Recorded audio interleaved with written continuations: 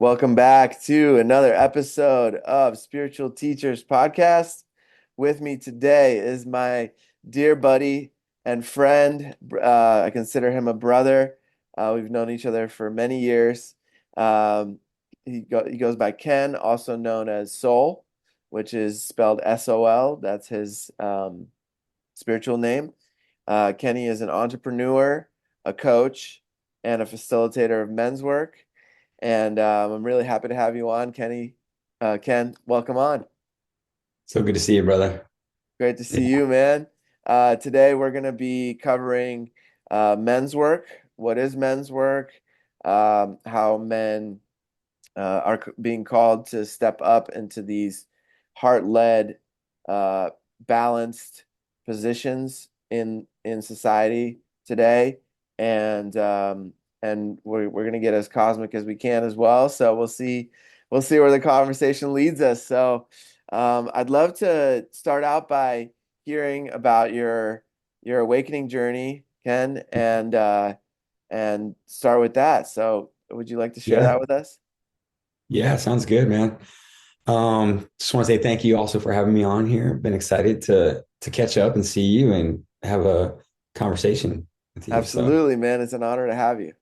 yeah. So yeah, I mean, there were many levels, I guess, to kind of my spiritual awakening, right? And different events that happened in my life that really like just changed the trajectory of my path, right? Hmm. Um, I could kind of tell you the things that I think had the biggest impact on my life were actually like my addiction, Okay.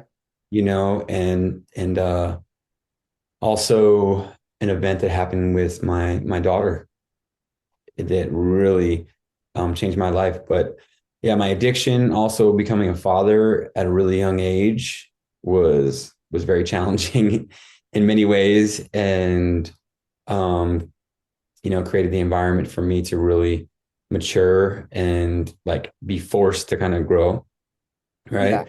Yeah. But I guess I would say, just to give you a little bit of a background, I I started drinking probably around like 15 years old, um, and I started doing meth when I was about 16 years old, and they were definitely a result of me trying to like self-medicate. I had like a lot of anxiety when I was a kid. Mm. Um, and so the alcohol was a way that I was like, oh my God, I can relax a little bit. I can feel loose and feel like myself. And so alcohol was something that I used like really often as a young kid.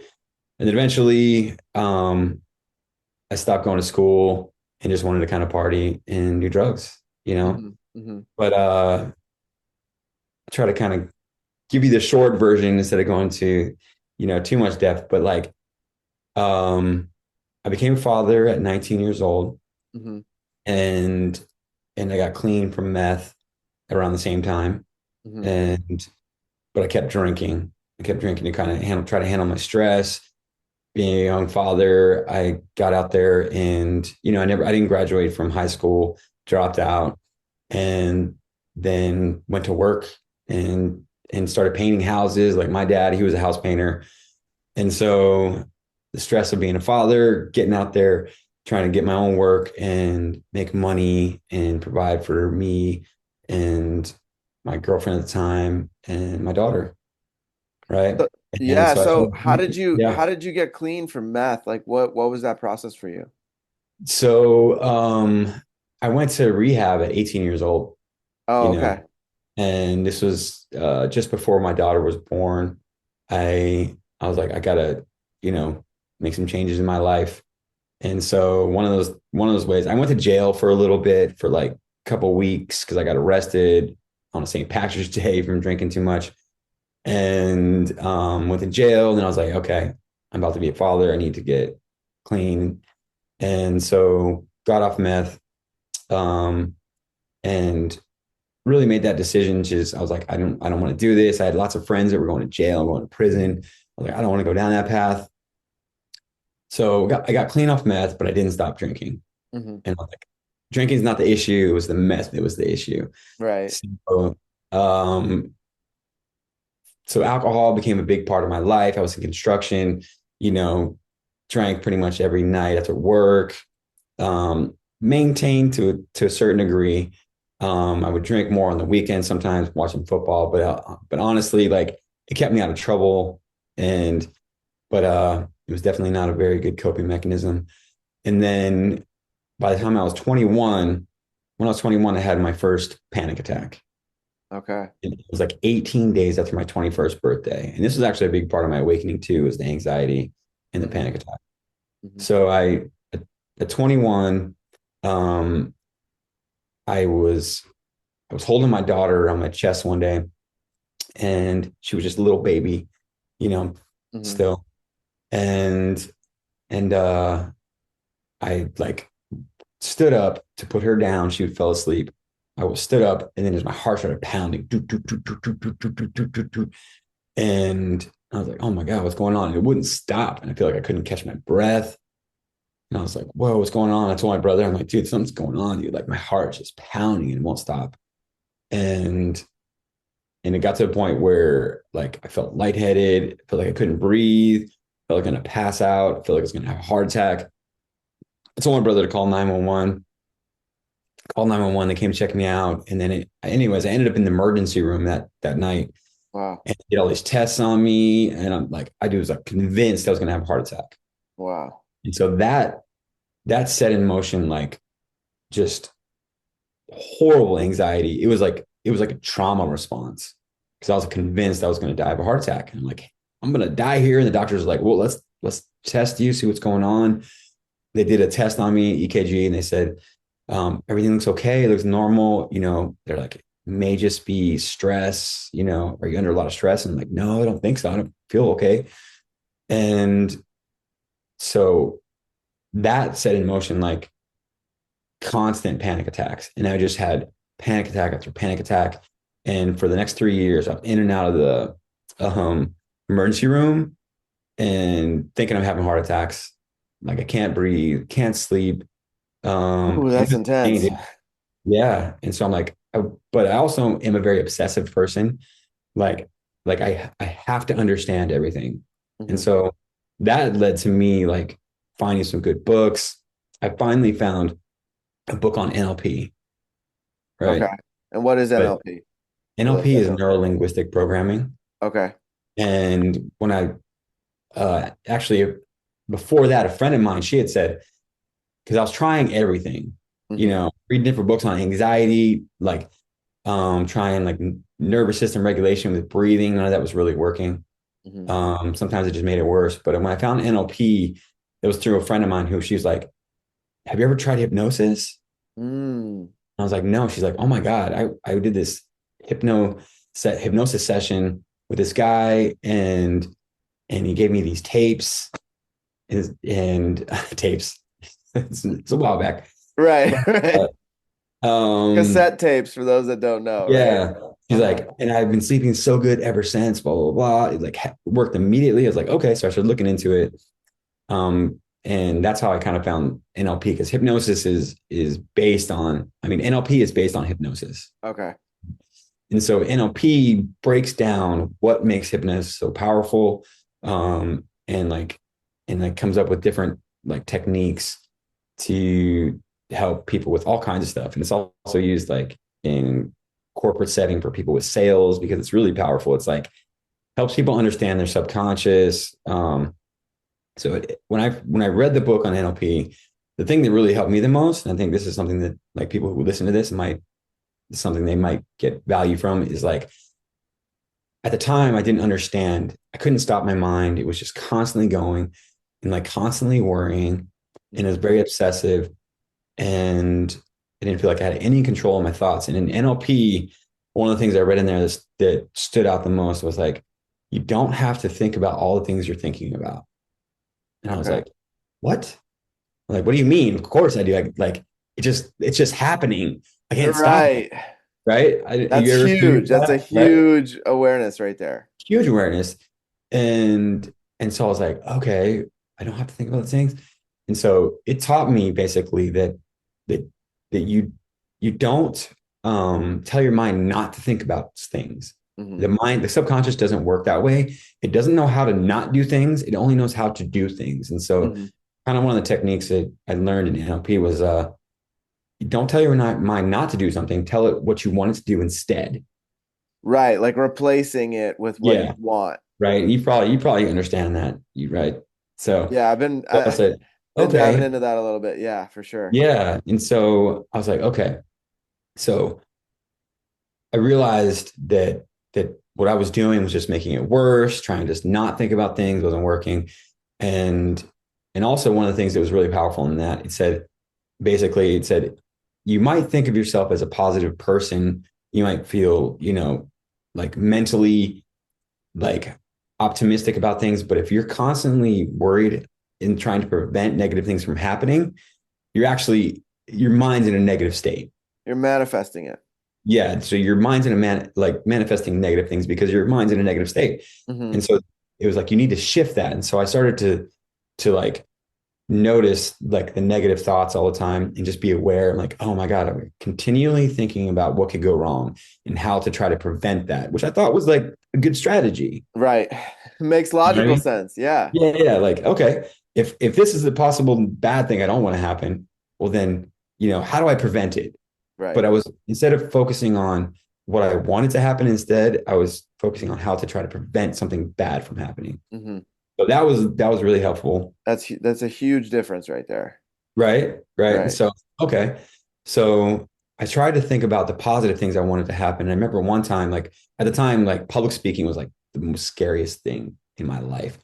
I had the most fear around, right? And so I was like, okay, let me see if I can like visualize myself um going up on stage in front of an audience full of people Hmm. and what happens. And so I was like, okay, so I'll try to visualize, all right, I'm walking up on the stage, getting in front of this podium, and I'm seeing this crowd full of people. And I'm like, okay. And I'm trying to picture myself. And the only thing that I could picture was like my palms getting sweaty, my heart pounding, me not being able to breathe, and then having to walk off stage and be Mm. absolutely embarrassed Hmm. and ashamed Hmm. because I couldn't do it. And I could not get myself to even visualize me talking in front of people and being successful and then people clapping, thank you, and then walking off stage. I couldn't do it. And so, Wow. so that was a big epiphany for me too, because I realized I was like, oh my God, if I can't see myself doing it, I can't do it. Hmm. Right. So Yeah. that was a powerful moment. That was a very empowering moment. It was like, okay, wow. So until I can actually visualize the thing that I want to do, I won't be able to do it. Hmm. Because it all starts in the mind. Yeah, totally. So these are some of the things that in the beginning really started like I think they prepared me for this like process of awakening with NLP and hypnosis, understanding how the mind worked. And yeah. So how And did you shift that? Like, so you're going from, these extreme cases, right? Palms are sweaty or getting an yeah. anxiety attack, you're walking off stage. So what was the process of shifting that and what did it shift into?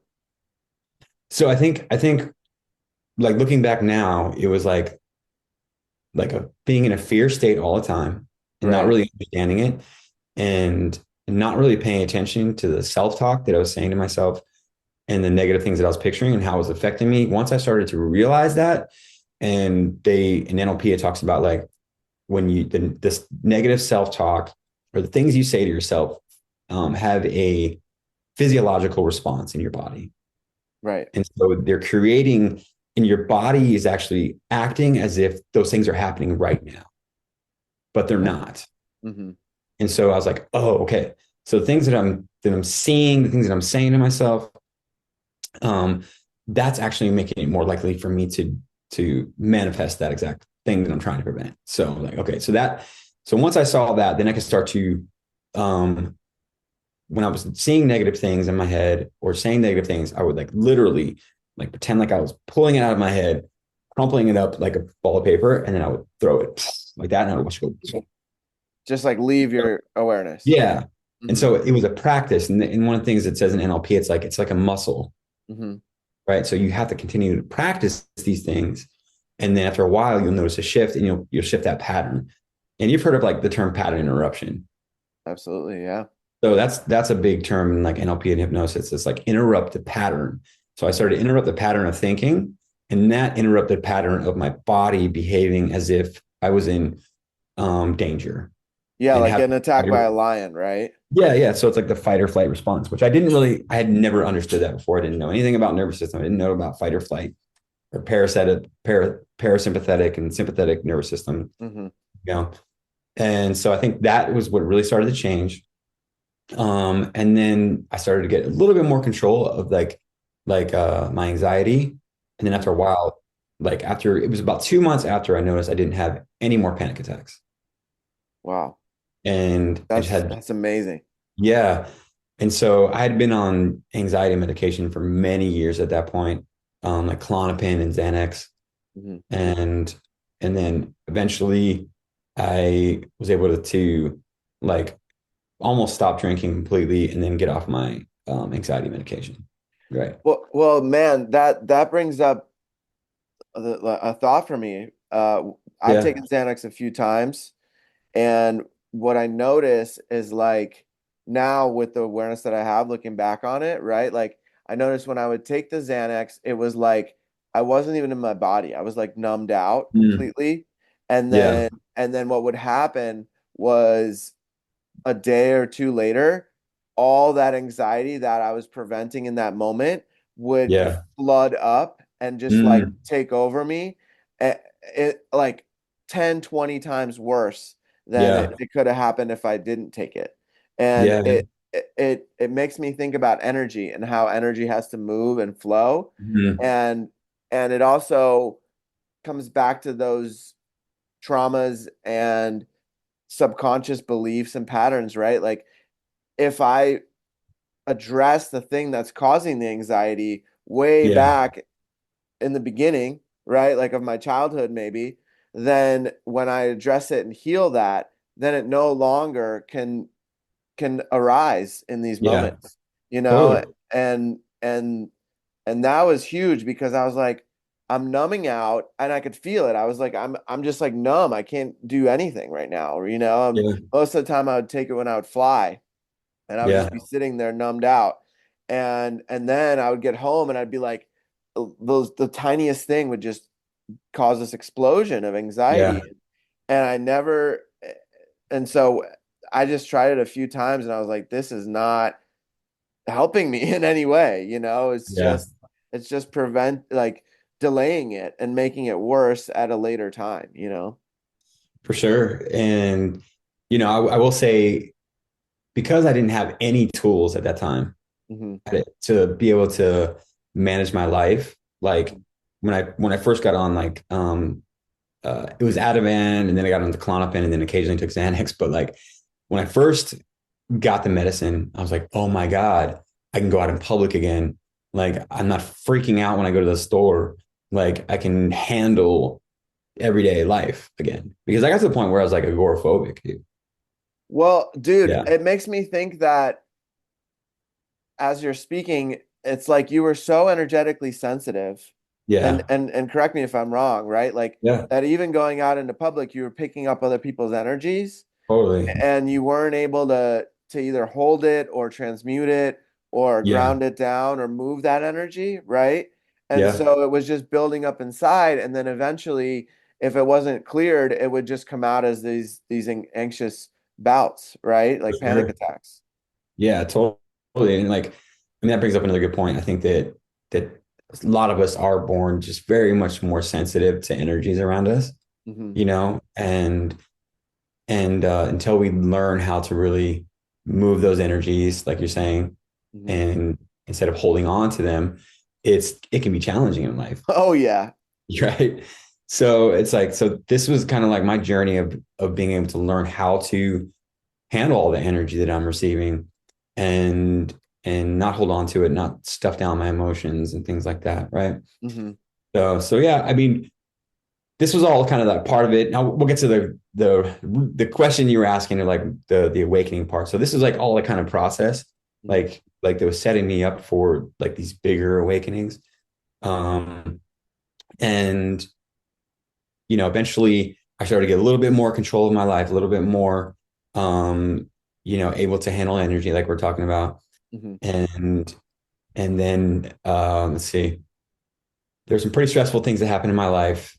Trying to think chronologically how they unfolded. Let's see. So I'll just go into like, okay. So there was a situation with my daughter, right? That Mhm. eventually happened a little bit down the road. Um, and I think I've told you about it maybe, but my daughter at 18 years old, um, this was after I got out of prison. I know there's a lot of the story that maybe we're not going to touch, but I'll just kind of get into the maybe the more of the awakening. So I ended up doing time in prison, Mhm. like from like 30 to 33, somewhere around there, right? Um, and when I got out of prison, um, my daughter, it was her 18th birthday coming up, and I I called her to wish her a happy birthday, right? Mhm. And she didn't answer, so I left her a message, but then she ended up calling me back. And on the other end of the phone was like someone that didn't sound like my daughter. It sounded like it was fake. Oh, wow. And so I answered the phone. I was like, "Hey, sweetheart," and she's like, "Hello, daddy." Right? And I'm like, Oh, "Hi." whoa. She's like, and I was like, how are you doing? What's going on? And she ends up telling me, she's like, um, that she's been in the hospital for 2 months, that she got meningitis and encephalitis, and she um, lost any memory of who she was, right? She lost her ability to talk and to walk, and she had to relearn. And so the reason why her voice sounded like that is because like she was still learning how to talk again, because the Wow. encephalitis, her brain swelled and she had brain damage, right? Wow. And when I was on the phone call with her, and I realized it wasn't a joke, it was actually true. And she just sounded like a child. My 18-year-old daughter sounded like a child because she had brain damage. And I'm just like, ah. And my whole body just started shaking uncontrollably. And I'm like, where are Wow. you, sweetheart? And she's like, I don't know. And I'm like, okay, well, I'm gonna call you back. I'm gonna find out where you're at. And so me and my girlfriend at the time, we just start calling all these hospitals. And anyway, so that was super traumatic. We found out where she was at. I tried to go there. There was like a password, like, because she was protected. Her mom didn't want me going there. And it just like devastated me. I couldn't see my daughter. I'm just freaked out. And I realized her mom didn't tell me that this happened. And I was like, my family didn't tell me this happened. No one, everybody had kept it from me. And I was just like, it just broke my heart in so many ways. And it made me so angry at my mom, made me so angry at her mother. I'm like, Mhm. how could you do this? How could anybody not tell the father that their child, this has just happened to them, this horrific thing, and then she almost died, right? She barely survived. Wow. So like less than a week later, um, it just all culminated. And I was at the time, I was still very much a person who shoved down pain. And I was just stuffing down pain and hurt as best I Mhm. could using drugs, alcohol, whatever I, could at that time. And then I had this experience. I was in the car with my cousin and a friend of mine just days after I found out about my daughter. And my heart just like couldn't handle it anymore. And it just like broke down and just like tears started flooding out from my eyes. And I was just like, oh, like I wasn't like ho ho ho crying like that. It was just like, oh, and tears just shedding down my face. And my friend was like, "Are you okay?" And I was like, "No." I was like, "I just want to be with my children." Because at the time I had another son. Mhm. I had two other kids during that time. But this is more about what happened with my daughter that really triggered this experience, right? Mhm. And so just heartbroken, couldn't step down any more pain, and it just started coming up. And um, my friend, she said, "Hey." come sit up in the front seat, you know? And I was like, okay. So I sit in the front seat and I'm just like, like kind of like screaming and just like, ah. And then the next thing I know, like my body just starts to like, like curl into a ball. And I'm like, ah. And it feels like two big hands are just like curling me into a ball. And then I'm like feeling this. And at first it just starts happening slowly. Then it's like more and more and more. And I start to curl into a ball. And then my eyes shut, boom, like close. And I'm like, wait a minute, what's going on? It just feels like it just happens automatic. And I start to get a little bit scared. I'm like, what's going on? And then I start feeling like hot. And then I feel like I'm wet. I feel all this pressure building in my body and building and building and building. And I'm just like curling, curling, curling, curling. And at this point, I'm like, okay, I'm wanting it to stop. Yeah. Right. And and I try to open my eyes. I'm trying to like release it and it wouldn't. And I'm just like, it's curling, curling, curling. And then I try to open my eyes and all I see is like this little bit of light through like the tears in my eyelashes, right? A Hmm. little bit of light. I could not open it any more than that. And then as the pressure keeps building and building and building, I feel like I'm soaking wet. And then I feel like I'm starting to get a little scared because I feel the pressure getting so strong. I feel like my head's just gonna fucking explode. Right. Whoa. And then I hear this other like sound, like someone else like screaming, like I was screaming, like ah. And it gets louder and louder and louder and louder and louder and like closer to me. And I hear myself, I hear this other voice, and then right before I feel like my head's gonna just explode, dude, it just lets go. And like my whole body just releases. And I remember looking down, I'm like, why am I not wet? Where am I? What's going on? What just happened? The pressure was gone. And then within a few seconds, I'm like, what the fuck? I'm like, and then I realized that voice, the other voice was my mother, right? Wow. And and then I'm like, oh my God. I'm like, why did someone just put me through the experience of when I was born? Oh, wow. Right. And then I started to realize I was like, the pressure, the wetness, and even like the light I was seeing through my eyelashes, right? Like, and the tears drops in my eyes was the me coming through the birth canal, Wow. So you right? were reliving your own birth. Reliving my own birth, dude. And like, I was like, why did someone just do that to me? Because it felt like it was just absolutely out of my control, right? Yeah. And then I went from being in just the most heartbroken, agonizing space in my life to just like I wouldn't have used this word to describe it then, but I do now because I understand it.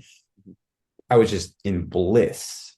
It Wow. was that moment of pressure, and then when it released, and like I was just in bliss, right? And Wow. then I was in a new world, dude. It was like this other space, dude, where everything was brighter. Like, I'm like my body's like reacting again, like right now. Anytime I tell this story, like I have to kind of tell you like in the way that it happened so you can fully feel it and experience Yeah, I it. feel it. Yeah. And like, um, and so I was just like in this other dimension, dude. And the pain was gone, the heartbreak was gone. Um, and then the only way I can describe it was just like everything became okay. And there was just no reason to be afraid anymore, no reason to worry about anything. And I like, so after that experience, we go up to my cousin's house and he lives in this cave in the side of a hill on like at this property that used to be an old uh, dairy farm. Oh, Right. wow. And so we were in this cave and I go in there and I'm just like feeling just incredible, so light in my body, dude. And then I get in there and I sit down in this like chair, and then I look over and his stereo, it says 3, 2, 1, goodbye. And it's like my head goes down and it's like and I start seeing all these images and pictures. And then I come back up and I'm like, whoa. And I look over there again, 3, 2, 1, goodbye, dude. Like, and I'm like, whoa, pictures and images. And this happens like 3 times. And then and I'm sitting there, I'm like, what the fuck is going on? It sounds like you were getting some sort of Yeah. downloads. I was getting totally some downloads. I didn't know that at the time. It's just like, this is what I'm experiencing at that time. I didn't know anything about like downloads or spiritual awakenings, nothing. I was basically an atheist at that time. Right. And then I'm sitting there in the chair, and then I get this words just start coming up in like, and I'm like, wait a minute, I don't want to say these things. I know like I'm about to say some stuff, and I'm like, I don't want to say anything. And it's like, stop struggling with yourself, or excuse me, stop struggling with yourself, stop struggling with your father, stop struggling with your father in heaven. And I'm saying it like that because I realized like it was slow because I'm like trying not to say it, Uh-huh. right? Right. But but it just comes out, and I'm like, what the hell? And I'm just like, you know what I mean? Yeah. And then this voice inside of me goes, go find your children, Hmm. right? Go Yeah. find your children. I'm like, okay. I stand up and I start walking out. And my friend was like, Kenny, what are you doing? Where are you going? And I'm like, I'm gonna go find my children. And she's like, okay, but let me get Brian, which is my cousin. He's inside the house. And she's like, he's a little worried about you because you're acting kind of strange. Yeah. And I'm like, okay. And I just get up and I start walking out the driveway. I start going down the street. And she's like, is it okay if I come with you? I'm like, yeah, for sure. And then she's like, are you okay? I'm like, yeah, I'm just gonna go find my children. And I just start walking, dude. And like I I don't want to get to the whole thing, but basically, dude, for 7 days, I'm just walking. I don't really even need to sleep, like maybe a couple hours a night. I don't even really need to eat, right? Uh-huh. Um, I stopped smoking, I stopped drinking, and I stopped doing drugs, just with no withdrawals. Wow. And during this experience, this voice is talking to me, Hmm. and it's saying all these things. And then also I felt like a magnet pulling me in the front of my legs. And Hmm. I would just feel where I was being pulled, and I would just walk there. And I would have this conversation with this voice in my head. And What was it saying? all kind, dude, so much stuff. It was just like there was there's a there was times where this voice was talking to me, like telling me to go find your children. I'm like, you mean my children? And it said, they're all your children, right? Mm. And I was like, what do you mean they're all my Right. children? Right. And and and then like it felt like it was talking to me like Christ, Hmm. but I was very well aware that I was not Christ. I was not Jesus. You know what I mean? But it felt like it was saying these things to me like I was like that, right? Mm-hmm. And what I realized later on when I got into a relationship, because it's still like parts are unfolding. Mostly, I feel like I've learned everything since then, but like it took about 10 years for me to understand everything that happened, and it led me to like San Diego where I met you. It led me to SRF. It led me to understanding Kundalini awakenings. Um, and but like I realize now, I met a woman. Her name was Jennifer. I think you remember Jennifer. And I lived up in Tahoe with her. And I Hmm. explained to her, she's like, you received a Christ consciousness transmission. Yeah. I was like, totally, totally makes sense. Oh yeah. I'm getting And I didn't chills as you're know. saying that. Yeah, I was like, it was like I was downloaded the compassion and the experience of Christ, right? Right. Even later on, had during this walk at one point, um, I realized because I had lost everyone in my life, contact with all my children, all my family, everyone. And I felt completely alone. And at that moment, when I felt that feeling of just absolutely completely alone from everything and everyone, I realized I was like, this is what Jesus experienced before he was when everybody betrayed him. Hmm. Like, but it was necessary. And because of what I realized is that later on, I realized this is that I had to experience what it felt like to be completely cut off from everything, from our creator, from my children, from my family, from my friends. Like I was at a point where I didn't even trust reality. Like it just felt so surreal. It just felt like it didn't exist. I didn't trust Did you feel like you were out of your body for a large portion of your life? um Like looking back at it looking back at it, before before this all happened, like because no. I don't, I wouldn't say that. I felt like I was probably too connected to my body. okay. Okay. Yeah. I felt everything in my body. That was kind of the issue. Okay. You know what I mean? Yeah. And definitely tried to probably escape that feeling, Right. living in the head, like, you know what I mean? Yeah. In that way, yes, but I also felt like very connected to my body and Yeah. everything, all the pain, all the emotions, all the everything. But so yeah, so anyways, that Wow. experience, um, you So know, looking back at it, do you have you um been able to it sounds like it was one of your guardians, one of your guides yeah. was communicating with you. Have you gotten any clarity on which guide that was or from where Well, or any eventually, of that? yeah. So after this had happened, um, like, or actually before this happened, I started listening to this guy on YouTube, David Snyder, who's a hypnotherapist and hypnotist and NLP practitioner. Hmm. And he eventually became someone who I got trained from afterwards. I was like, I need to find this guy. Like, I need to understand what's happening. I was just so that's why I came to San Diego was to meet him, Oh, right? okay. And his program, dude, this is the craziest thing ever. The program that he taught us during this week training, right? During the Uh-huh. whole week we were there, and 8 to 10 hours a day. And he teaches this whole framework for walking clients through this transformation, Hmm. right? And as he's teaching it to us, I see how it's like the same thing that happened to me during those 7 days. And I'm like, what the fuck is going Wow, dude. on? What the fuck's going on? Wow. And I was like, hey, afterwards one day, I was like, I need to talk to you.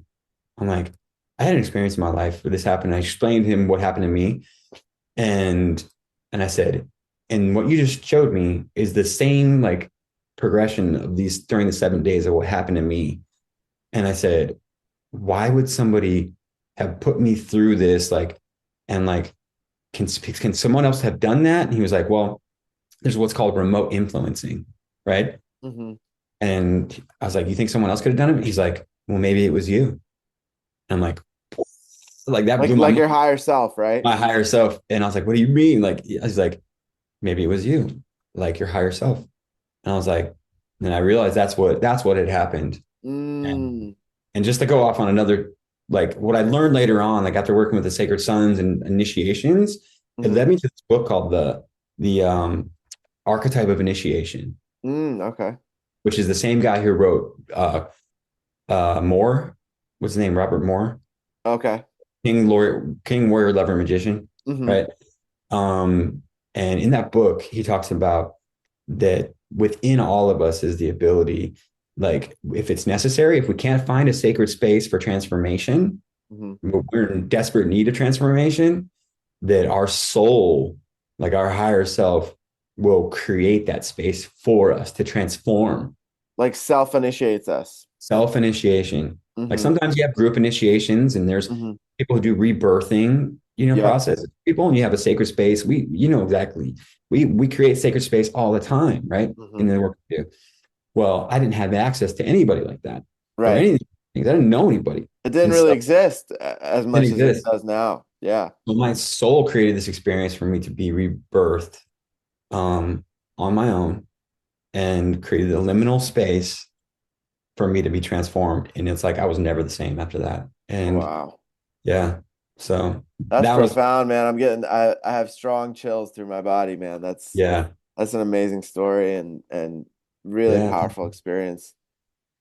Yeah, I think with the age that we're in, which some people call the golden age or the Aquarian age, I think a lot of us are self-initiating and yeah, going through these processes of these massive, like huge awakenings inside ourselves, and these Kundalini activations yeah, and these rebirthings and things like that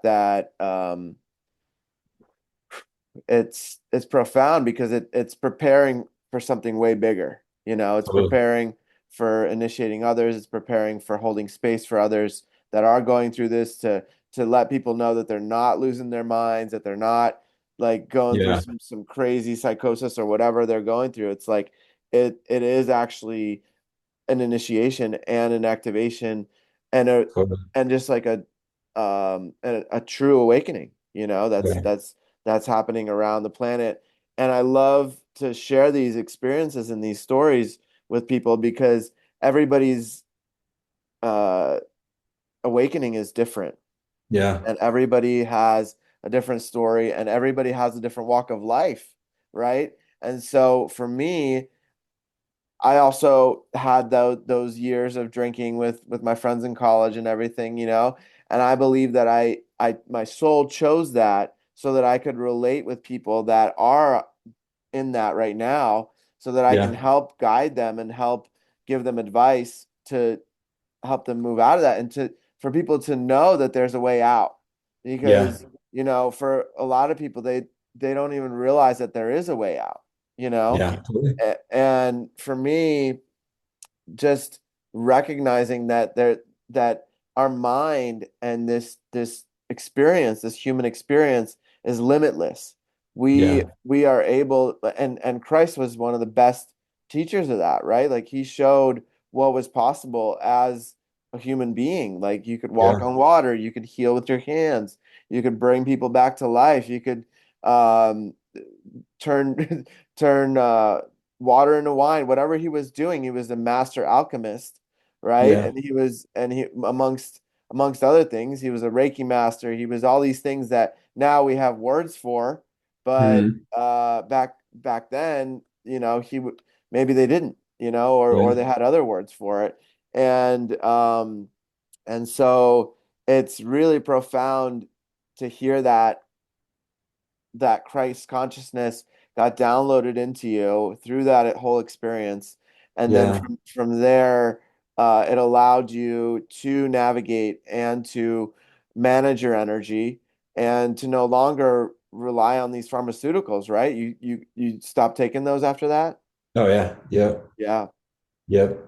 Huge, huge, because a lot of society is, from what I'm seeing and hearing from people, it's like they're using these substances to numb out, to not Hmm. feel, to not experience, right? And like this ties into men's work because men are taught from a young age, especially in our generation and the generations before us, that like men don't cry. There's even songs about it from the 50s, 60s, Yeah. 70s where it's like, oh yeah, men don't cry, like there's several songs I've heard where it's like part of the collective consciousness that men have to be Yeah. this tough guy.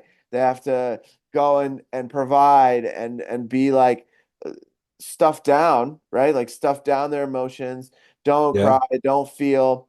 And now we've reached a place where it's like uh there's been a disharmony, right? Like some women are getting hyper masculine to take over and and to balance that out.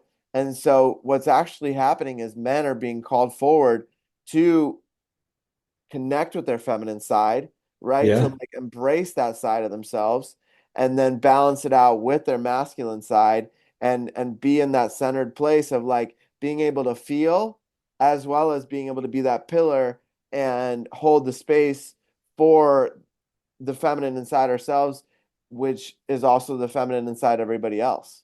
We all Yeah. have that yin yang, that masculine and feminine energy. And Yeah. that's the beauty of this journey and of men's work, is like being able to feel the whole spectrum, not making anything wrong, right? Hmm. And then coming to a space where it's like, okay, from this place, from this centered place, I can allow myself to feel all of it, and feeling is healing.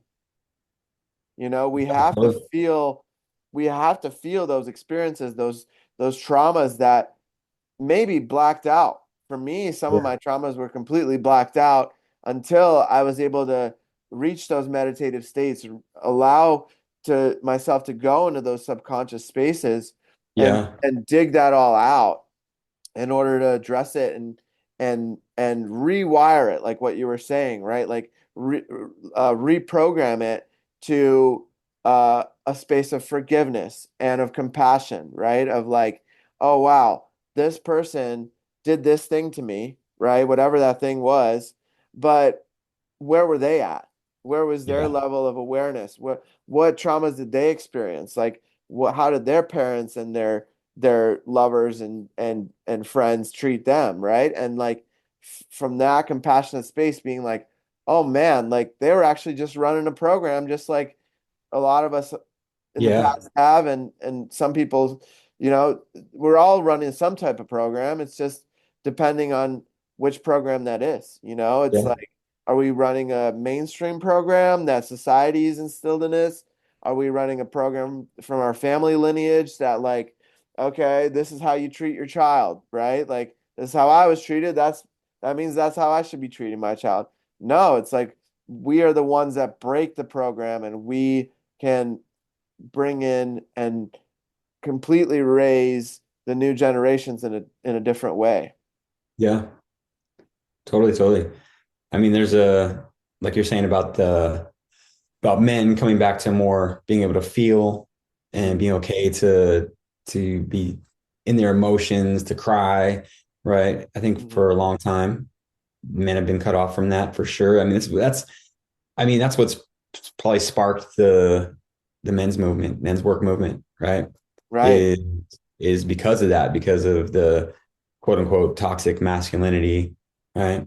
right, And only living from half of themselves, only from the masculine, right? right. And cut off from that other half of themselves, you know? Yeah, yeah, and So, and I mean, for those that don't know, men's work is how would you describe it? men's work. I know it's such a generic term for something, but it's like it's what we use and everybody kind of uses it in our Right. community. Men's work is a lot of things. Men's work is doing whatever you need to become more whole as a man, in Hmm. my opinion, and understanding where you're out of balance. Because men's work could be getting back in touch with your emotions, like allowing yourself to express, allowing yourself to feel, allowing yourself to cry.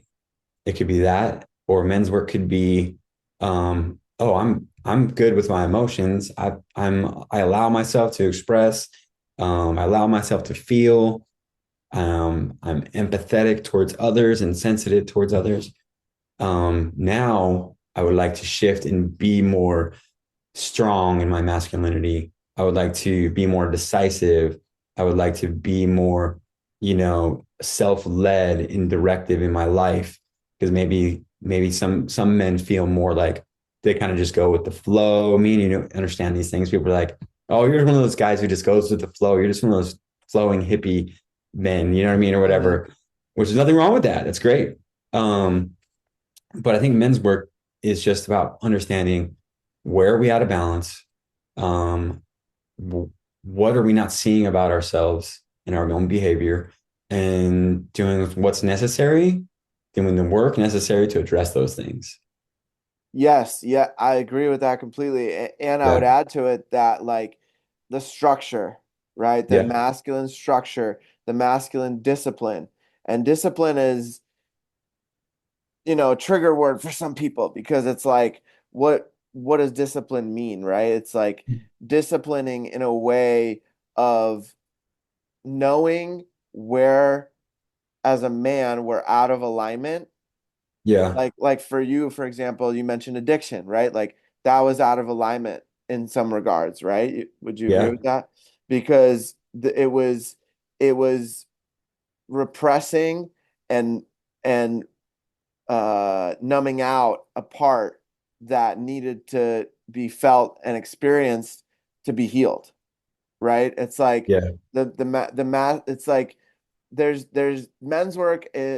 From my experience and my definition, I've been in this field working with men and leading containers for, I don't know, almost 10 years now, right? And so uh, it's different for every man, but it is about finding that balance of the masculine and the feminine.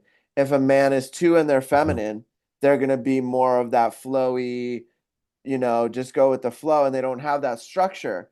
And so when there isn't that structure, then there's issues with that as well, right? Mhm. Totally. And for men with too much structure, it's important to bring in that flow and that ability to connect to nature and to energy and to those kind of things, and then now what's happening is we're we're helping anchor in these men that are heart led. So Hmm. they're not being led by their ego and their mind, where it's Yeah. like, I want more, more, more. I want to just take, right? Like I want to conquer. It's about leading from the heart space and making decisions from that place, right? Yeah. Where Totally. it's like, okay, I have a decision to make, and this decision right now isn't coming from my mind. I'm going to allow myself to feel into my heart, feel into my intuition, which a lot of men naturally aren't very intuitive. Yeah. It's just the women are just naturally more intuitive. They have to Yeah. be. They have a child, they bear a child, they have to have that intuition developed for millions of reasons, right? And for men, we're the hunters, the gatherer, the hunters, right? And Yeah. and naturally we are born in a way to be in this way, but some of us are born very intuitive. But for most men that I've met, that intuition needs a little help, needs a little Yeah. guidance, and to be developed. And me personally, I was always very intuitive. I chose to lean more towards the feminine because the masculine felt so unsafe. Yeah. Because to me, Yeah. Yeah. the masculine was this father figure that was always angry or trying to uh, push down his emotions. He wouldn't feel. He would smoke cigarettes to avoid Yeah. expressing, and he didn't have any boundaries. He just would have these explosive moments, right? And I was like, I don't want to be like that. Yeah. And for me, as a young man, I was like, I'll do anything to not be like that, you know? Yeah. And to me, that equaled masculinity was unsafe. Yeah. And so I leaned towards the feminine. And what happened in the last 10 years was I realized I actually can mold and shift that masculinity to look however I want it to look for me. Yeah. It Totally. doesn't have to look like any other man I know. So what Yeah. I did is I would meet these elders, these awakened teachers, and I would look at my grandparents, right? Like my grandfather was a huge, beautiful role model for me because he was loved by everybody, right? And he was more on his feminine side, and I really liked how gentle and kind he was with my grandmother and with everyone. And he was also very funny, right? Like very enthusiastic about life. And so I love that piece, right? And then Yeah. I met one of my teachers, and he was very good at being a man of very few words, right? Like he would teach a lot telepathically, and he would say one or two words and everybody just got it. Hmm. And I really liked that part of that masculinity. And then I just took little pieces here and there, and I just started molding just out of clay, right? Like you mold out of clay. I started Yeah. molding this experience of a man that I wanted to be.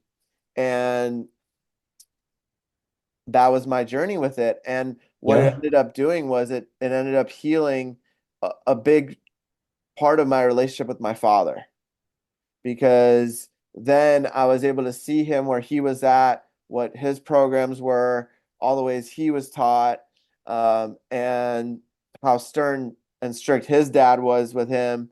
and create create a completely different version than he was, you know? Yeah.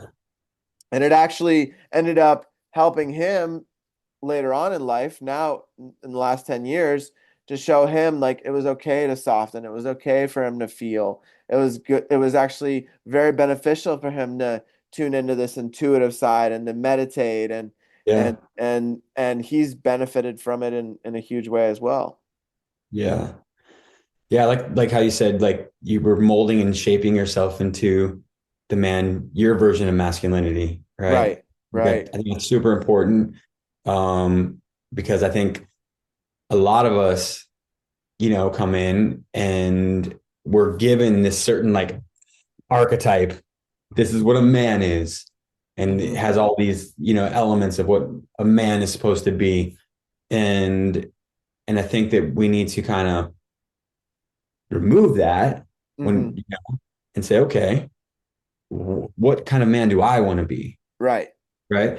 And so that we can start to shape ourselves into that. And ultimately, that even takes us into like a conversation that probably me and you like enjoy even more, which is more of this like, you know, like soul directed path where Right. it's like, I think there's stages where, like where you said connecting the head and the heart, these are Hmm. definitely parts of you know, men's work. And Sacred Sons even uses like that was kind of their tagline for a while, connecting men to their hearts, right? Right. So I think it's a big important part. And also, like I think it's we're all moving into our true essence, our soul essence. And this is a part of how we do that. All these things are a part of doing that. And, you know, Yeah, so absolutely. And one big piece that I've been really integrating for several years now is the inner child. yeah. A lot of people have disconnected from that Yeah.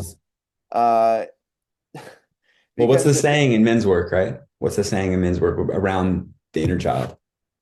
are you asking me? Yeah. Remind me.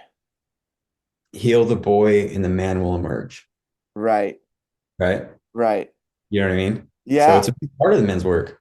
it's a huge part of men's work. It's a huge part of just being human Yeah. for anybody, right? Man, woman, transgender doesn't matter, right? Like Yeah. uh we healing that little being inside of us that comes out when we're triggered, when we're upset, when we're experiencing something that brings us back to a memory, right, Yeah. from childhood is an invitation, right? Yeah. It's for me, I've shifted it to be curious about it, not to have any judgment about anything that's happening in my life, whatever, however challenging it may seem in the moment, but finding curiosity of like, okay, what is this trying to teach me? Yeah. Like what is this experience right now trying to teach me? And then I take it a step further by saying, okay, is this part of a pattern?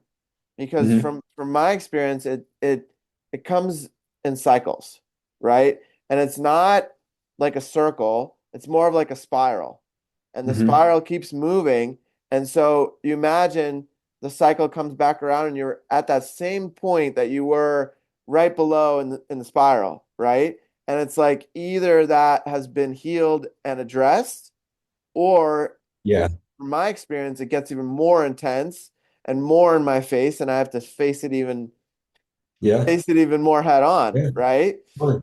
And then the way that I can tell that that's been faced and healed is because that won't activate me anymore. Yeah. That little piece of that spiral, I'll approach it, and I'll look back at like a moment where in the past I may have like been super angry or super sad or whatever emotions were attached to it, right?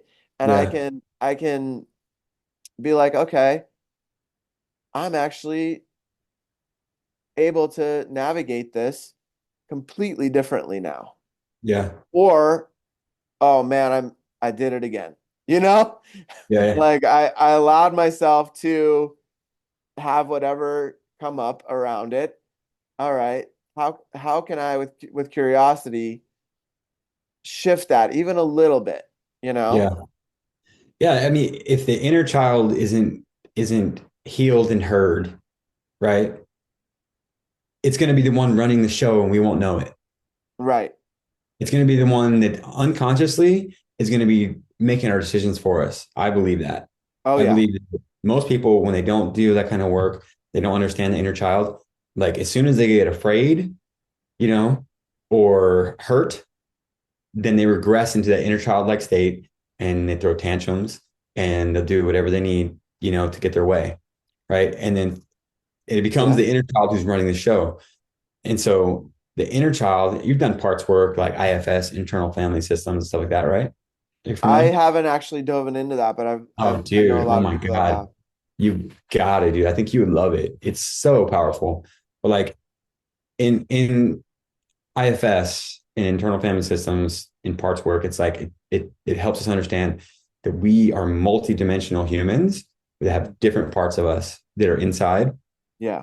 We really need to acknowledge and and pay attention to in order to start to bring us all online, or else we'll have parts that are working against each other and we don't even understand it. And so the inner child, if it's still hurt and doesn't feel like its needs were met, right, it's going to fight against the mature part of you, and it'll keep us stuck. Right. It'll keep us stuck and we won't be able to grow, you know. And Yeah. yeah, Yeah, what's fascinating for me is like there's a lot of it doesn't matter the age yeah, of the human. You can be 96 years old and still be have an unintegrated part of yourself that is still really hurt yeah. and lashing out because that cycle just keeps spiraling up, you know? I And would argue that like probably 95% of 90-year olds are still just like hurt children and they don't even understand it. yeah, yeah, I think and it's actually rare for people to fully mature and and heal those things. You know what I mean? I think that's actually really rare. I agree. I agree. And those people that have healed it, uh I think that there's a term that I like to use for that. It's a true elder. Yeah, yeah, Somebody true. who's truly Totally. worked on themselves for many years, Yeah, has addressed their stuff, has yeah, really navigated through those things. And and also I believe true elders don't have to be old. yeah, They can be, in their 40s, 50s, yeah, 60s, and somebody who and then there's that piece where it's like when you get to those later years in life, you start to actually become more childlike. You start to become naturally more connected to spirit, more yeah, intuitive, more of these things, right? And the people that have matured and done so much work, which they're so few and rare yeah, nowadays, but there's becoming more and more of them yeah, because more and more people are diving into this work. yeah. Well, I think this conversation is naturally kind of progressing into an area which is one of my favorite areas, which is like how do you fully mature and heal these parts of ourselves and and to eventually become a true elder, right? Hmm. And so rite of passage, Hmm. rites of passage, right? And in like real true initiations, I believe, are what make that possible. Otherwise, like I'm a grandfather. I've Hmm. got I've got I've got a grandson. I've got three children that are all grown now. All the youngest is 21. Hmm. But like I could have grandchildren and still be just a hurt child running around like with my insecurities and immature thinking Hmm. and this deep desire for constant validation that I'm worth something, right? Right. So so how do we solve that issue? Because it it's not just enough to have a child to become initiated. That can be part of an initiation, Hmm. but And it's a to huge one me, for a lot of people. it is, and it can be, but there are other stages and initiations that help complete these things, right? That Absolutely. and so we could talk about that a little bit, maybe just Yeah. kind of. So you're familiar with rites of passage and you understand these types of things. And there are many types of rites of passage out there. There's vision quests, right? There's um, where they take out guys into the wilderness, leave them on their own for 3 days and fasting and, No food or like water. no food or water. And that can be a powerful, initiation for men and can definitely help them, become more mature men, know that they can take care of themselves. Right. It's a powerful one. I just had my Yeah. second year last year, Yeah. and I'm committed to a 4-year Vision Quest, Yeah. and because it's for the four directions, north, south, east, west, right? Yeah. And each year with Vision Quest, I'm gonna come out with a separate podcast about this too, to really Yeah. dive into Vision Quest with an elder. And but it's a really powerful initiation because you're out there with nothing, just Yeah. nature, yourself, and if it's done correctly, uh, and held correctly, meaning the people that are doing it are trained correctly and Yeah. so on and so forth. In a lot of native cultures, in America at least, Vision Quest is a huge part of becoming a man, Yeah. and and and now for women as well, of Yeah. becoming your true embodied self, Yeah. and it's so powerful because in the Vision Quest that I've been to, you get taken into the spirit realm, and in the spirit realm, there's a whole nother layer of this dimension that you have to face, Hmm. and but that's as far as I'll go into it. Just that it is a really, really powerful initiation. Yeah. I know another one that is really powerful warrior medicine is combo. Yeah. Do you want to For talk a little sure. bit about that? Yeah, I could say a little bit about that. I think this is kind of the work I did. I don't know if I mentioned it to you before, but like I designed three different trainings that were 3 levels. And the first one it was called The Rights. It was like a 3-month program. I would lead these groups through of men.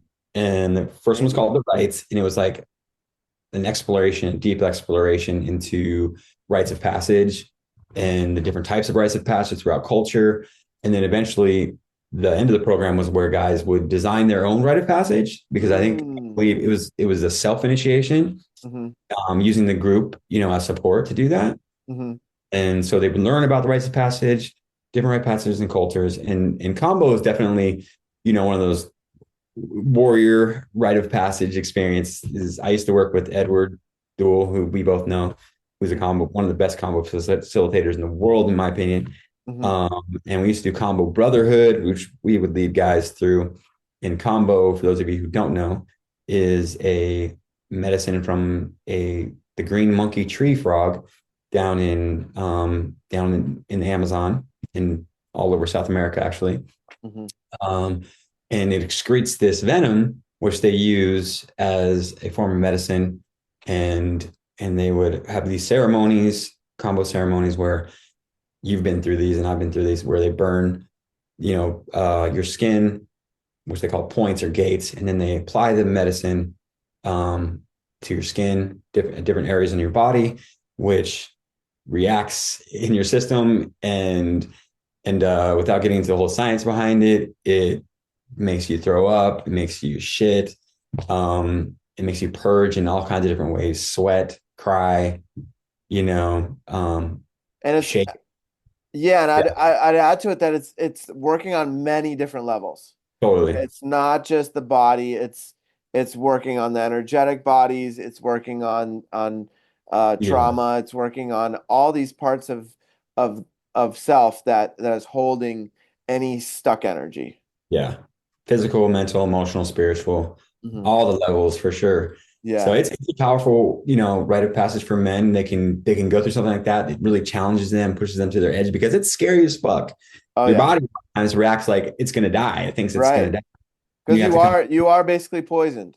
Yeah. And You are so, poisoned in that moment, but it's a very, very low dose. So the yeah, body basically can purge out that poison, yeah, and you drink a lot of water so that it all flushes out. Um, yeah, and yeah, that's it's an amazing initiation for men totally. And and so, women as well. and by the way, women typically handle combo better than men as far as like their reaction to it. They can usually kind of sit there a little stronger. Men will be on the ground like, oh my God, when is it going to Yeah, stop? yeah. And but women a lot of times do real well. There's reasons and theories behind that, but anyways, so there's different kinds of initiations and rites of passage. And what I, after studying this kind of work for many years and teaching it, and also using what happened in my own life is as teaching, I I help men understand that there's things that are missing from almost every rite of passage. And uh, Joseph Campbell was the one that really brought this to my attention. I think this is missing in all men's work, but I brought to the men that I worked with in my group, right? Hmm. Which is called moksha men. Um, and moksha means liberation. But Hmm. anyways, so the one missing piece that I think that keeps men stuck, and maybe you'll understand this and relate to this, is their relationship to their mother. That's huge. Okay. And and when I read the book, I guess it's almost 10 years ago now, the Hero with a Thousand Faces by Joseph Campbell. Have you read that? No. Dude, it's he's the one that came up with the term here, the hero's journey, right? Or they call it Okay. the myth, Hmm. right? And there we could go down that rabbit hole too and share all about that work. It's powerful. But when I read in that book, it said, um, when a young man uh is growing up, if the relationship between him and his mother isn't severed, right? Hmm. Then he will continue to do things that on the surface like look self-destructive.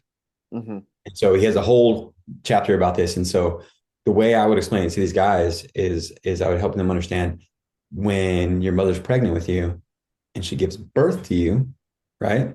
Hmm. There's a cord that's connected to her, Right. right? It's a physical cord, the umbilical cord. It has Hmm. to be cut. And it has to be cut so that you can now come into this new world outside of the womb. And so that you can grow and develop into a different being, Right. right?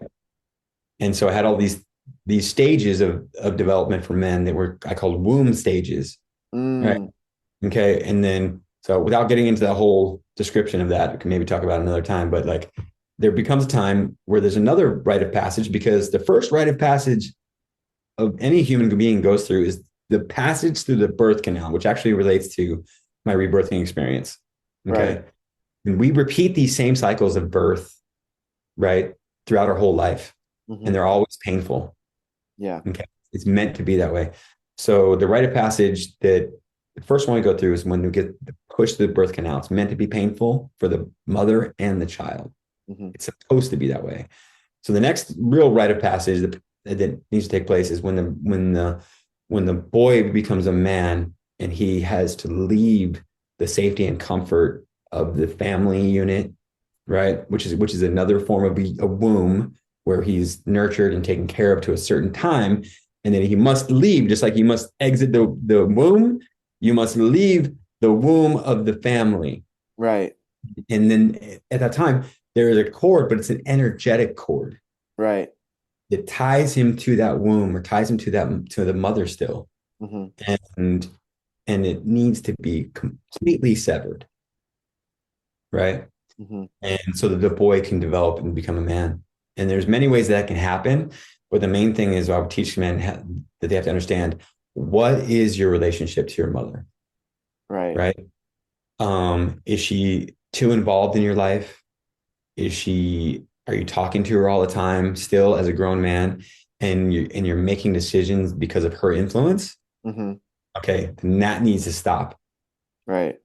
Okay. Because that's keeping a man from fully developing. Or is it like me? I didn't have a good relationship with my mother, but I still was connected to her and I didn't understand that because I was Yeah. connected to her through my hate for her. Mm.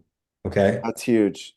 Okay. And so like some men are too connected to their mothers because they have this deep love and feel an obligation to become the man that they feel like she wants him to be, Hmm. which is the energetic cord, right? Right. Or they're like, I hate my mom. Or they might be like, I don't care about mom. Not I'm indifferent, right? These Right. are all ways we stay connected, and we have to address these things. And so for me, the journey was making peace with my mother, loving her. And there's a whole experience I could share around that. But anyways, but the bottom line was I had to let go of my hatred and resentment, and I had to shift that relationship, which I did. And Hmm. once I did, then I started to actually grow and become a man. And I was no longer tied to my mother in the same way. And she no longer looked at me in the same way. She no longer felt like she needed to take care of me. She no longer felt worried about the man I was going to become. And she realized, oh, he's good now. And we don't argue anymore. We love each other. We hug when we see each other. Um, she That's doesn't try beautiful. to do, you know what I mean? Yeah. And she's never calling me like, is everything okay? Do you have enough money? Are you working? Blah, blah, blah. None of Hmm. that, Hmm. you know? And So it all anyways, starts because you did it internally. that's because I did it internally because I saw because I remember at the time, this was 10 years ago. And when I first moved to San Diego, and my uh, ex-wife, my wife at the time, she was like, you need to address the relationship with your mother. And I was like, I have. I don't talk to that bitch. Right. I'm like, I'm good. We don't Yeah. talk. That's the best thing I can do. Hmm. We're not involved in each other's life. And I didn't realize that that was actually still keeping me connected to her. And it was affecting me and keeping me from fully developing as a man. Right. Right. And it So, was, I'm sure there was a lot of subconscious that was coming out onto your romantic relationships, right? oh yeah, totally. Because if you haven't addressed the relationship with your mother, right, and you haven't gone through that rite of passage, cutting that cord, Hmm. right, then you will always unconsciously turn your mother, your girlfriend or your wife into your mother. Yep. And they call Always. that, for those that don't know, it's called a projection. And it Yeah. happens naturally a It will lot, always happen.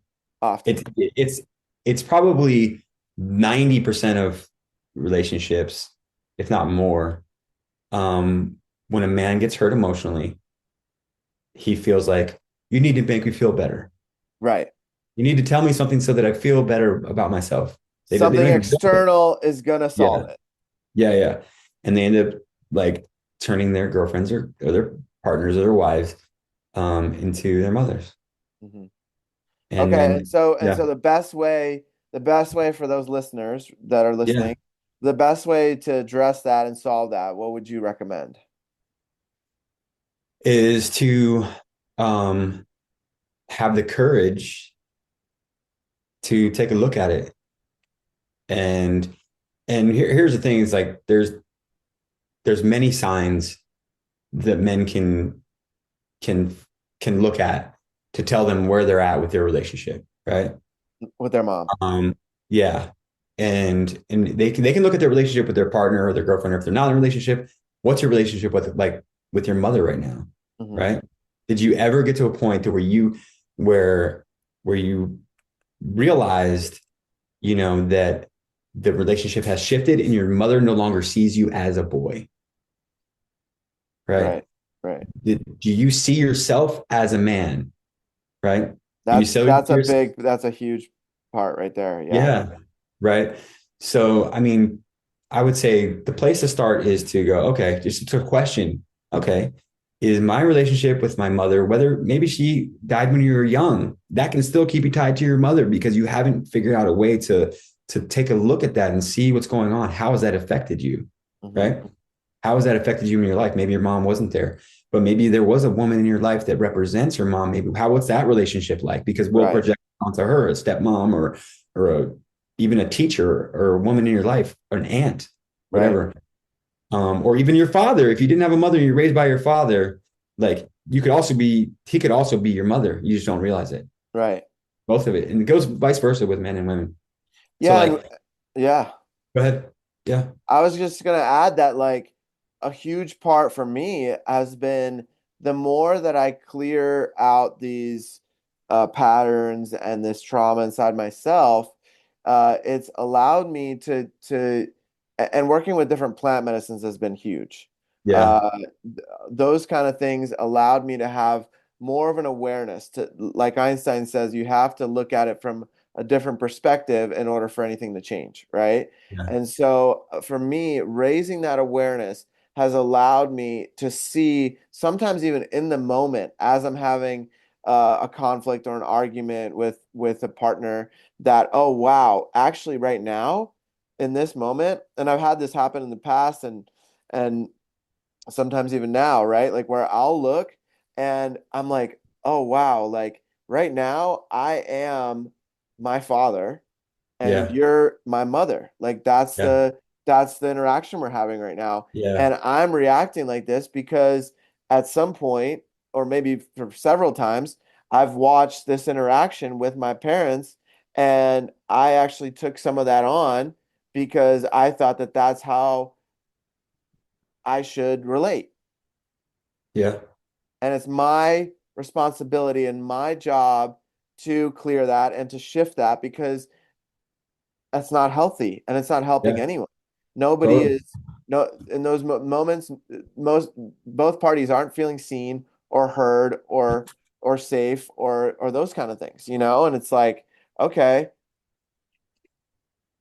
now that I have the awareness of it, I choose to shift the way I'm managing this and the way that I interact. Totally. Which honestly, it's, we're talking about it now and like as if it's, not too difficult. You just make a choice. But honestly, it can be one of the most difficult things a person can go through because it's going to be challenging. It's going to be painful. And the way it can be really painful is it can be like, oh my God, like I'm still just a fucking little boy inside. Right. And it's causing problems in my life. And that can be humbling. It can make Yep. us feel ashamed. Hmm. Right. And so when I dealt with the guys in the group, I tried to be very sensitive to that, but also like be direct, Hmm. and be like, listen, it's okay. You didn't have anybody to help you understand these things or guide you through it, you know? Um, and that's okay, but you have to look at it now and do something about it. Right. Because honestly, I believe most of the problems in the world, most of the problems globally in every culture in our government is because we have a bunch of hurt little boys and little girls Hmm. in positions of authority, and they're making decisions from that place instead of as grown men and grown women. Yeah, they're a lot of it is also lacking compassion because there's resentment towards their parents. Yeah, you can't have true compassion if you're still a hurt kid because your hurt and your wounds and your needs for validation trump everything else.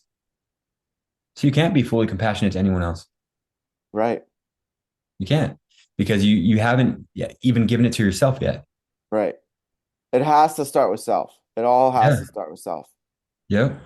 So I mean that goes into like that's part of my mission on earth. I feel like is to is to help build men and women. My mission has been mostly men up to this point, but I feel like is to like spread this message and help people understand that they are still hurt little kids inside and they need to be healed, fully healed leaders because that's the only way we bring in the new earth.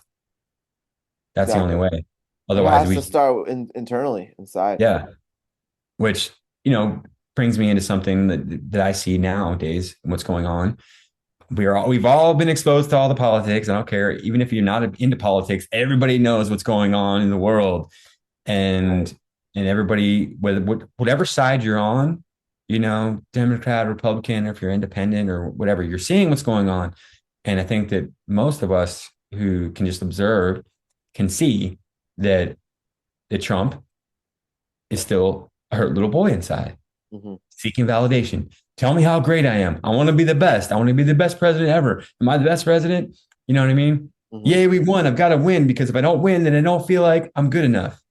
Well, you Right? know what? It actually is working in our favor, in a lot of ways because by Yeah, by him wanting to be the best, it it's causing him to really look at all these things that have been in the shadows for so long. totally. Totally. And I think, I have seen some humility after his assassination attempt. You know what I mean? Right. I think there's been some change. But I think what I noticed is just with everybody, dude. When I saw Joe Biden and him at the debates, did you see that? Just clips of it. Oh my God, dude, it was embarrassing. I'm like, these are the two men that are fighting for power for the the greatest nation on earth Right. for for having that much influence, and they're just like little kids. And he's like, "Oh, my golf score is better than yours. Oh, you suck at golf." It's Well, like, it's like avoiding the bigger, more important things. It's just kind of like small talk, right? Like that stuff doesn't interest me, and it hasn't for many years. yeah, Even when I was young, like even when I was in college and stuff, like fully quote unquote in the matrix, right? Like small yeah, talk was never interesting to me because what it doesn't do anything. It doesn't make anybody feel seen or heard or like it's like how are you? Good, good. Okay, see ya. And it's like I want to more feel depth. you. Yeah, I want to connect to your heart. I want to actually know what's going on for you, even if it's something really deep happening. yeah, And I try to surround myself with people that allow for that, and yeah, and and are open enough to connect heart to heart. And yeah, I've recently in the last 3 months have gone back to working in with kids in physical therapy, and in that environment, it's really interesting because there really isn't space for that, yeah, right? Like there it's just like, okay, you're doing your thing, I'm doing my thing, and I for me, I flourish in environments where I'm seen and heard, and like I can come in and be like, look, my cat just died. Like I'm really struggling.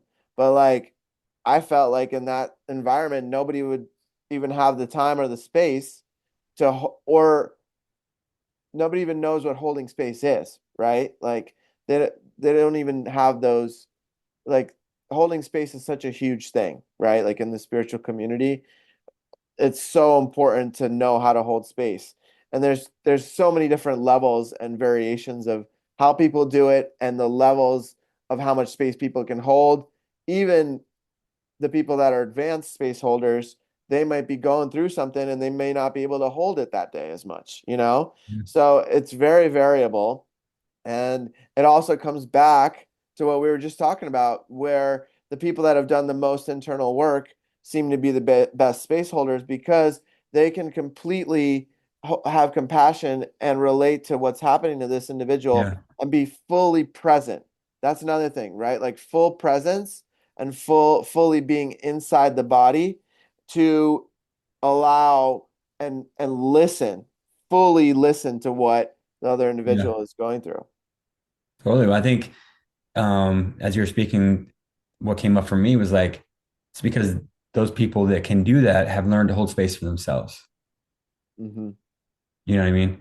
And I think that's a level of maturity that everyone should strive to get to so that we can actually help others. It's okay to need space held for us. We all need it at different times, you know, but we Yeah, also need to learn how to validate ourselves. yeah, And so we're not constantly seeking that validation for others or, you know what I mean? And because that just goes round and round and round, and it's just an empty hole that never gets filled, yeah, you know? yeah. So And it brings up the subject of like a somatic release, right? yeah, Like if somebody's feeling something, let's say anger or sadness, right? Like it's an emotion that is normal for everybody, right? Like there's yeah, nothing wrong with any emotion. And I know you're really good at that, right? Like, can you speak a little bit into that? So, like, if you're feeling something, do you allow yourself to go somewhere to fully experience the emotion if you can? Yeah, I mean, now I get more spontaneous, like times where I'll just start to get teary-eyed and tears coming up and emotions, and I can really welcome it. And like we're talking about holding space, I can hold space for that in myself. But I used to feel emotions coming up, and I'd go get in my car and drive and turn the radio on, and I would just try to put on something sad, some kind of sad music that would help me, and then I would just cry and Hmm. scream and let it come out. I still do that kind of stuff occasionally, but Hmm. now I just noticed, for whatever reason, I think I've got to a place where it comes up easier, Hmm. and I don't need as much to try to trigger it. Mushrooms really helped me to get Hmm. to that point. Mushrooms and cacao really helped connect me and open my heart to where now it just kind of comes up. I can feel it coming up, and you know, and then I'll just start to cry, and I appreciate it, and I look at it as more of like a, you know, like a practice of healing and just letting that come up. I know that it needs to. And if I push it down, then it's gonna have to come up later or sometime. Hmm. So Hmm. try to let it move through. But it's definitely been a journey to get to this point. Because there was a point when I can probably even when I first met you, it's like I wanted to cry really badly and I just wasn't able to. Hmm. Yeah. But yeah, Yeah, and it's been beautiful to watch your journey, brother. Like all the ways that you've grown over the years, and yeah, it's been really powerful. We had a men's circle together in San Diego for several years during COVID, yeah, which was a really important time to bring men into their hearts and for them to yeah, really like feel their emotions and to really dive into it. I mean, there's so many tools now, to that I've acquired over the years that, really help with these things. And I think an important thing to bring up is the responsibility each one of us holds to have to take care of our energetic hygiene every day. yeah, Like every day, for me, my practice right now is waking up and doing a little meditation and then doing some hape, mm, which is like a tobacco um, that is from the Amazon that's blended into with other herbs into a powder, and you blow it into your nose, and it allows the body to purge and cleanse, and non-psychedelic, and yeah, allows just that really grounding, clearing experience. And for me, it's also been about remembering how to surrender, especially in those moments on medicine. It's like, okay, I can actually let all this go. I don't have to hold it anymore. There's no reason to hold it, I yeah, and that's a big topic in men's work, right? Like being able to truly like let go and just mhm, allow for the experience to happen. yeah.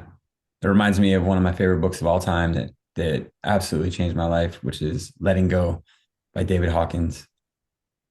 Dude, so good. Yeah. Yeah. Yeah. Like that's part of the goal is I noticed um as I'm getting older that it's about not holding on to things and just letting them move through you, whether Right. it's a negative experience that just happened and letting the emotion just move through you, Hmm. or whether it's like um, getting angry and just moving through it, or seeing a resentment that I'm holding on to and just letting go of it, or whatever. It's about letting them move through. Holding on to stuff just makes us heavy, closes the channels for energy, steals our energy, Hmm. you know. Yeah. So Yeah, brother. Well, I think this is a good place to wrap it up. It's been yeah. such an honor to have you on here, man. So good Um, to see you, brother. I love you, yeah, man. I love you too, man. It's a true honor. Thank you again for sharing all your wisdom and for sharing your story. It's super powerful. You've shared parts of it with me in the past, but it's been really awesome to see it all in this way. So, Yeah. sending you so much love, brother. Until next time. You too. Appreciate it, Peter. And thanks for letting me come on here and share some of my story. It felt really, really good. I don't get to share it very often. So thank you. Amazing, brother. Thank you. Okay.